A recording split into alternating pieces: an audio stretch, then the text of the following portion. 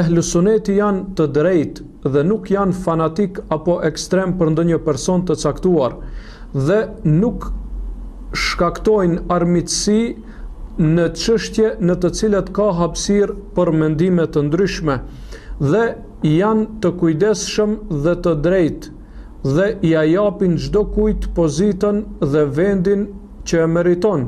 Referenca e tyre kryesore është Muhamedi alayhis salam. Referenca e tyre kryesore është Muhamedi alayhis salam e jo ndonjë person tjetër. Andaj edhe quhen ehlus sunne, pasuesit e sunetit, dhe nuk quhen me emra të ndonjë personi të veçantë, sepse ata nuk e kanë referencë absolute në fenë e tyre askënd përveç Muhammed Mustafa sallallahu alaihi wasallam.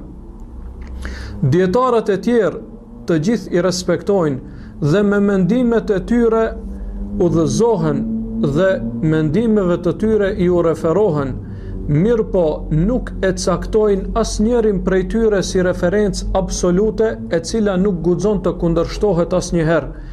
Mirë po thonë, ashtu siç ka thënë Imam Maliku rahimahullah, kullun yu'khadhu min qawlihi wa yurad illa sahib hadha al-qabr.